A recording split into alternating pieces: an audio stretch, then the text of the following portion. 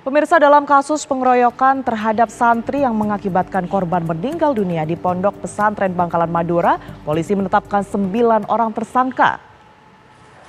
Penetapan tersangka setelah pihak kepolisian melakukan penyelidikan dan pemeriksaan terhadap 34 orang saksi.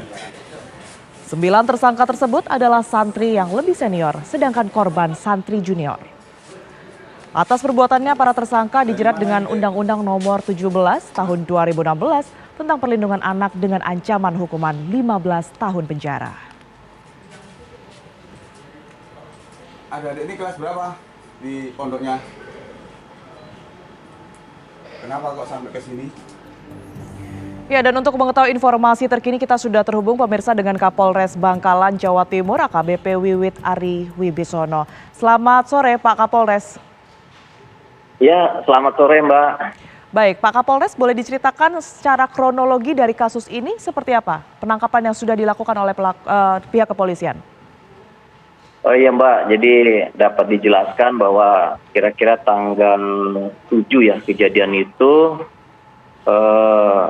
kami mendapatkan informasi laporan bahwa telah terjadi penganiayaan santri yang mengakibatkan meninggal dunia. Dan posisinya sudah di puskesmas pada saat itu sudah dibawa oleh para pelaku tersebut.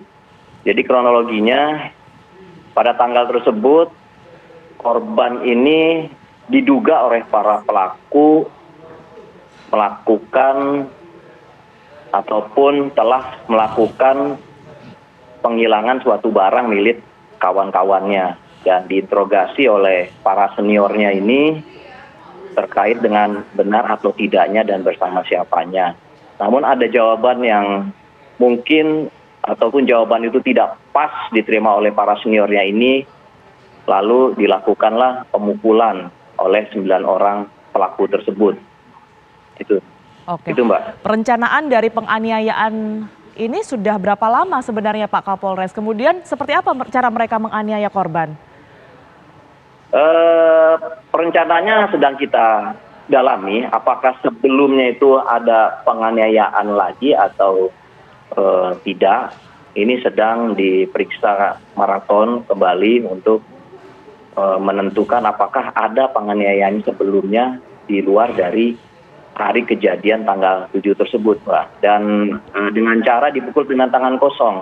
Tadi malam juga sudah kami lakukan otopsi, jadi hasil otopsi ada luka memar sekujur tubuh dan jantungnya juga mengalami luka dalam dan empedunya dugaannya pecah. Keterangan ataupun juga tanggapan yang diberikan oleh pihak pesantren sendiri seperti apa kepada polisi, Pak? Gimana Mbak? Keterangan yang diberikan oleh pihak pesantren kepada polisi seperti apa?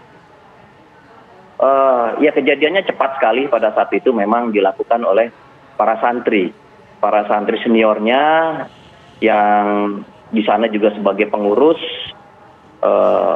menanyakan perihal ada beberapa barang yang hilang yang diduga dilakukan oleh korban tersebut. Dan tidak selayaknya untuk para senior itu menghakimi sendiri, seharusnya bisa melaporkan kepada pihak berwajib untuk meneliti apakah dugaan itu benar atau tidak.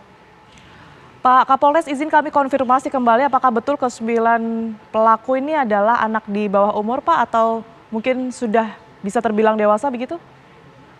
Ya, yang dewasa ada 5, kita tetapkan sebagai tersangka dan ditahan di Polres Bangkalan. 4 di bawah umur, anak berhadapan dengan hukum, kita titipkan di Panti Rehabilitasi Dinas Sosial Provinsi Jatim. Ancaman hukumannya sendiri seperti apa Pak Kapolres terhadap ke-9 pelaku ini? Ancaman 15 tahun penjara, kita kenakan Undang-Undang Perlindungan Anak, kekerasan kepada anak dan menyebabkan kematian. Baik, adakah kemungkinan Pak pihak lain ataupun juga santri lain yang terlibat dalam kasus ini? Nah ini masih didalami Mbak. Kalau ada kita pasti akan beritahu. Dan ini lagi pemeriksaan selanjutnya. Yang penting kita gerak cepat dulu. 9 pelaku ini sudah kita amankan dan 5 pelaku ditahan di Polres Bangkalan dan 4 4 pelaku anak berhadapan dengan hukum berada di Dinas Sosial Panti Rehabilitasi Provinsi Jatim. Dari pihak kepolisian sendiri mendapatkan informasi tidak seperti apa yang dilakukan dari pihak pesantren ini terhadap korban ataupun juga keluarga korban setelah terjadinya hal ini? Pihak pesantren saya monitor mendekati keluarga korban sebagai pemberian santunan yang saya monitor itu. Baik, kemudian kalau dari informasi pihak pesantren sendiri Pak, apakah 9 orang tersangka ini juga sebelumnya sering semacam bermasalah atau pernah melakukan hal serupa Pak Kapolres?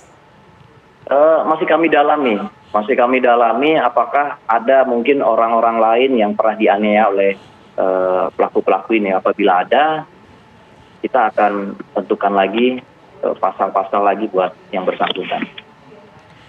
Baik, terima kasih Pak Kapolres telah bergabung bersama kami di Ragam Perkara TV One. Sehat selalu Pak. Nggih, Mbak Nuhun, matur saka langkung.